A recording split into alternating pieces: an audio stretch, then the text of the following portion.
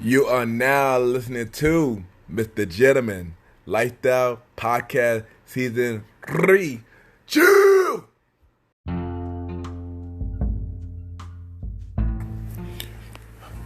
Welcome back, everybody. Welcome back. And at the time, I will be telling y'all about my story about Ken the Promoter.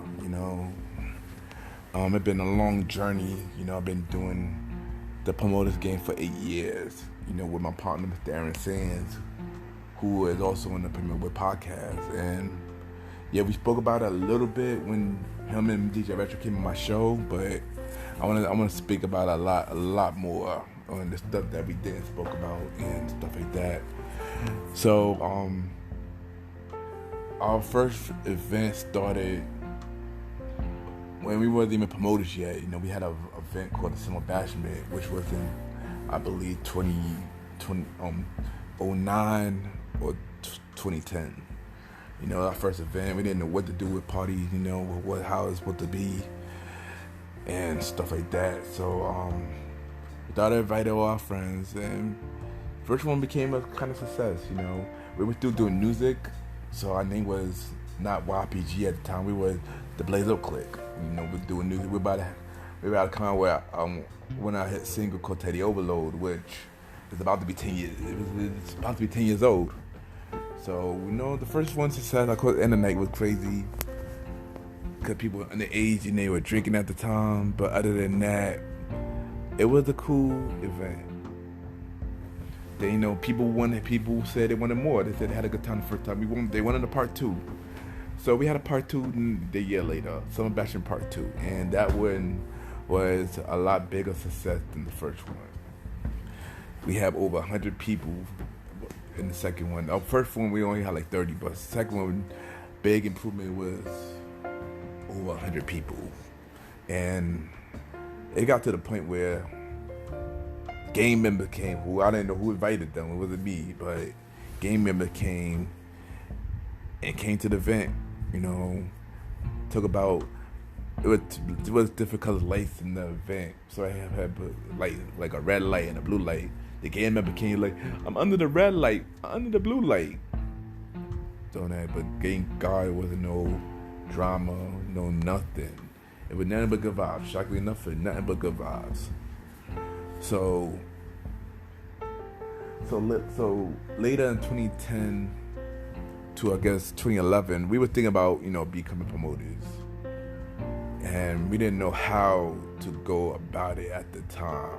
We didn't know where to go and stuff like that. I didn't want to ask my sisters because they were promoters at the time.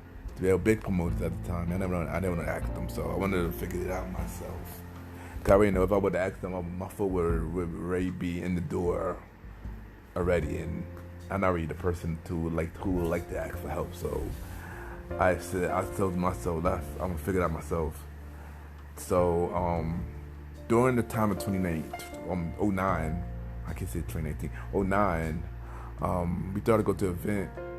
My sister, when she turned 21, she thought to go to events. My little sister, I should say, thought to go there, and she wanted me to come along, and I started coming, and we started to become party goers every week. So as times went on, the promoters started to notice us coming every week, and as we came, we always bring people. We always bring a whole lot of people. So one of the promoters that I know, by the name of NYC Compton, he hit me up one day. It was 2011, and he said first he invited us to this craft fest, craft fest for the summer, and we went there. And on the bus, we thought really taking it serious. Like, yo, let's start becoming promoters. So at the time, Mr. Aaron Sands, because I know on the trip with myself, Aaron Sands, DJ Retro, and Ray Mack. We was on the craft fest, on the bus, and we were on the way home, and we talked about being promoters. Originally, it was supposed to be us 4 to do it. We didn't know where to go and stuff like that. So Mr. Aaron Sands came up with the name Team Premier. That was the original name, Team Premier. But due to more research that was already taken. So he came up with young team premier. And I'm like, nah. No, he said young premier. I was like, nah, something missing, something missing. And then they're not gonna take us serious. So we decided to name it Young Premier Gentleman ENT, aka YPG ENT. So we came up with a name, but not no promoter's job yet. We just do the party goers, still going to the events, stuff like that. At the time, 2011, at the time, I think we was going to, Crossroads, at the time. It was Crossroads, 2011, and we were going there every week. So next thing you know,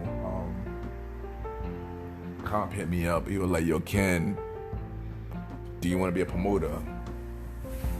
And I was like, yeah. So I'm about to give you your first job.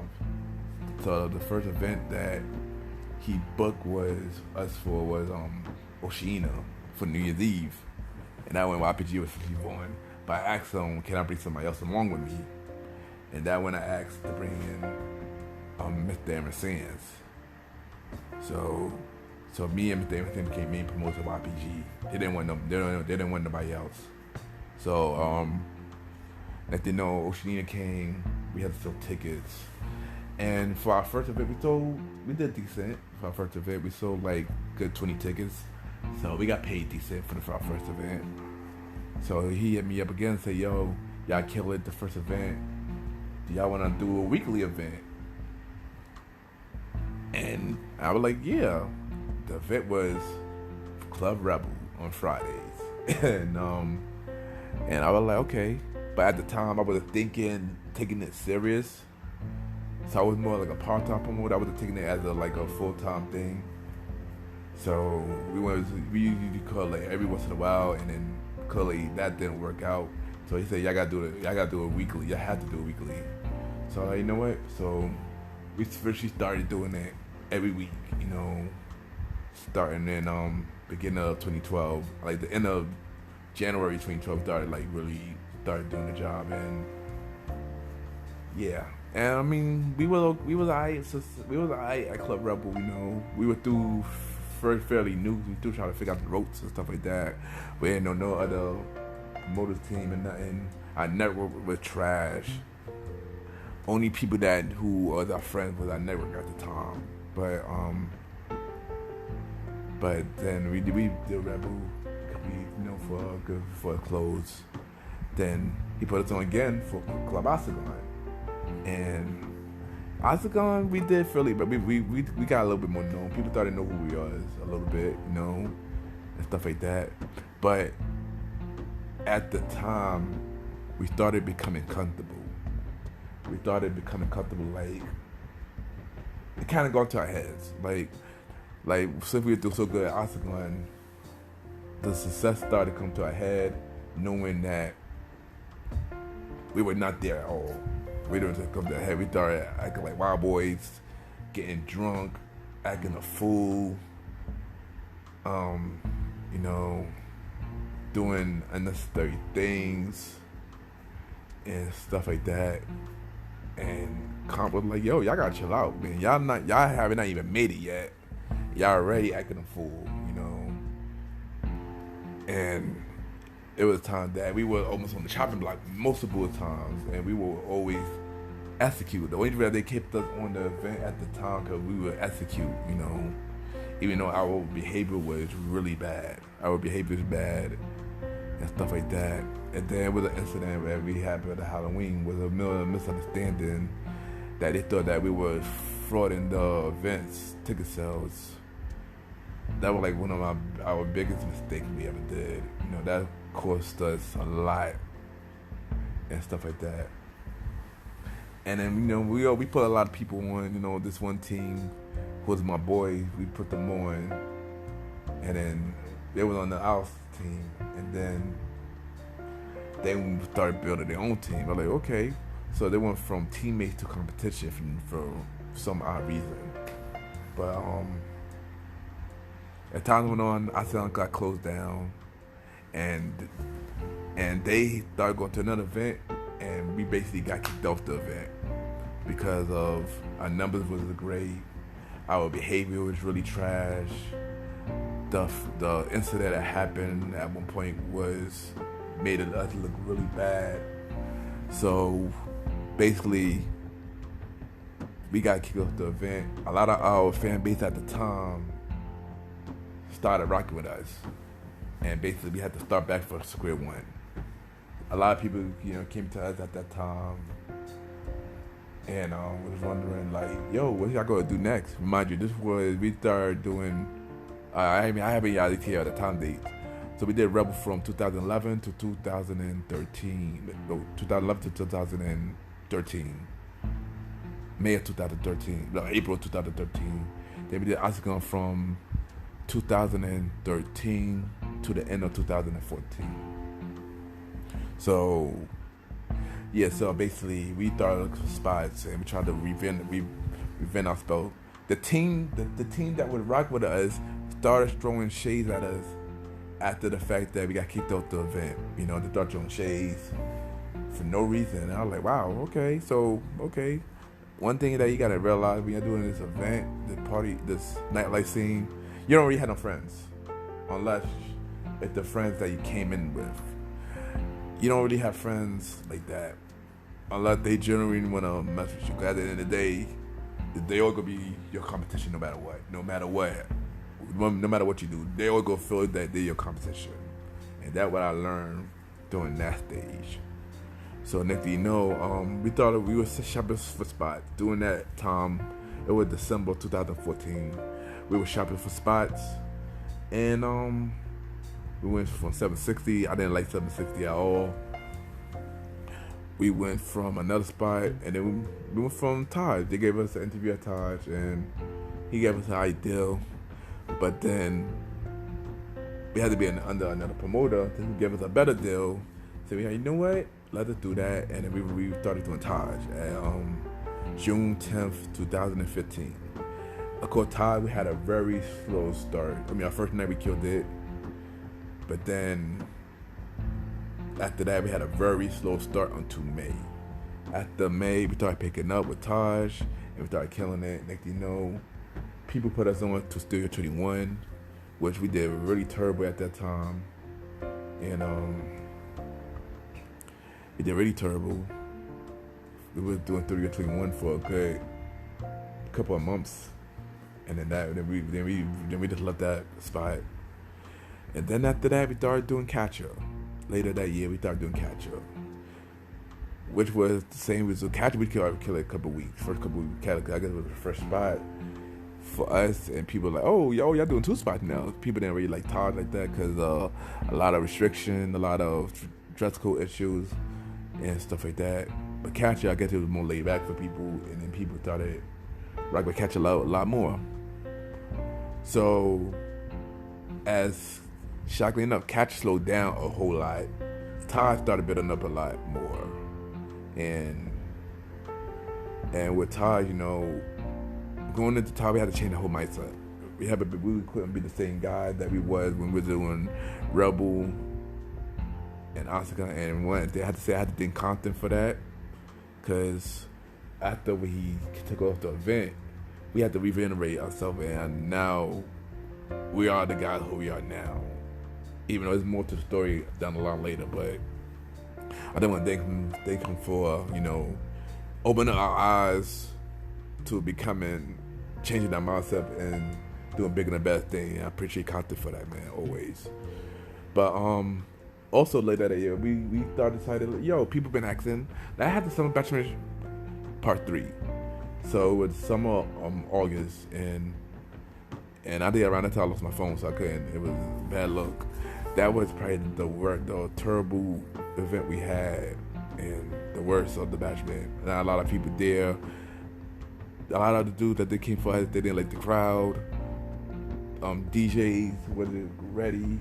There was a lot of drama. It was just a lot. It was like one of the worst events, and we were just like, nah, man, we can't do this no more. Like the Bachelor, it was. I guess to us, we was beyond the bashment. You know, we was beyond the bashment. We was like we were bigger than the bashment now. Even though we started it, we were bigger than that. Maybe down the line we would probably bring it back into a bigger scale. But we knew after that we didn't want to do more bashments. So as time went on, we do killing it, catching ties. We became a lot bigger. A lot of people knew who we were and stuff like that. Next thing you know, Mr. Aaron Sands decided to not do catching no more. You know, due to him, you know, moving, because he don't live in New York no more. He live upstate now. So I started doing catch up by myself, you know, and at the time it was hard, but I knew that I could manage it because a lot of people do hit me up about it. It was me trying to, I wanted to just cut off catching completely and just do Taj because the stress would start to be a little bit too much for me, myself, you know. And I'm going to keep it 100. A lot of people who was on my team got to step it up a lot more. No shade to y'all, you know, y'all my brothers. But y'all got to step it up a lot more. Except for like maybe 2-3 people that I could put under who will be with me side by side. Cause they proved me that they could do it, you know, and I could take them serious. And they, you know, they could bring people, they could do a lot. And I feel like they could bring it. If I was to bring somebody else on with me for catch up, they could bring it. But, you know, as time goes on, I guess everything started to go too much because I felt like even though it was me and Mr. Aaron Sands doing it together, I always felt I was alone. You know, I always felt like I was doing it alone. Majority of the time, I was doing events by myself. And a lot of people started thinking like, yo, y'all having problems or something? Which we wasn't. It was just, you know, the living situation changed and stuff like that. And, you know, and I just started handling stuff by myself. Not knowing a lot of things, starting from 2019, I've been having a lot of issues within myself that start to show doing the nightlife scene to the point where I started getting blackout drunk out of nowhere. A lot of times that I don't remember what be happening, and it started becoming a really bad look for me as a person. And started from 2019, the beginning of 2019 until early 2020, before COVID. And I started to realize, like, yo, Ken, what's going on with you? I know that I have been going through depression, through stuff that goes in my personal life, you know. And, you know, the nightlife is usually, you know, a way to branch out, you know, a way to get my emotions out and just to take a step back for every drama. Because I ain't gonna lie, I love nightlife because I like the business side of it. I like, you know, the woman, of course. And it's like an escape. It's like one thing when I'm feeling down, it's an escape. But then when I started using that escape the wrong way, like drinking a lot more than I should, to the point that I getting pissily drunk and messing up my business and my reputation for myself, that when things started going bad. And it happened a lot with Taj, you know, from 2019 to January 2020. And at the time, I didn't realize that if it was becoming a problem until my birthday. It was to a week before my birthday last to 2019. And I thought to wonder, like, yo, what's wrong with me? I was really depressed. I was suspended from Taj for a while due to an incident that happened with the club itself, with the general manager and the security and stuff like that. So I was suspended for a couple of weeks, and you know, stuff like that.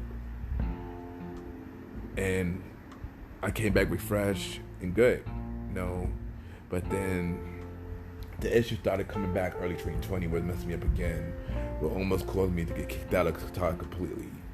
And I had to like, yo, I gotta change myself, man. This is not who I am. This is not who I am. This is not what, no, what, no, supposed to happen and stuff like that. So the last time I've been to Taj in 2020, after the incident that happened in January, I came back a lot better. But then COVID happened, and and stuff like that. Bad enough, COVID already messed up a lot of things for me, financial wise anyway, due to my job being closed. Even though the one thing that had me going through a depression is closed, and I didn't have to reinvigorate myself, and now fast forward to now where I'm at with Ken the Promoter, where I'm at with YPG, where I'm at with everything now. As y'all know, back in March I gave my life to God. I got saved again, and I've been in a good place. I haven't been drinking since March, and I've been in a really good place and stuff like that. And in terms of, am I going back to be a promoter again? This has been a really hard question to ask myself, because I can't even give you an answer, to be honest with you. Because if I was coming back then, I would have to make an early retirement.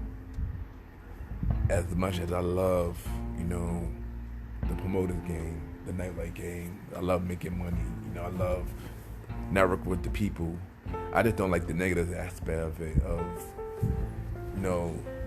me ruining my reputation by getting drunk. I don't want to go back that route no more and stuff like that. But if I was to go back to doing it, I would have to do things a lot more different, a lot more in a more professional way, and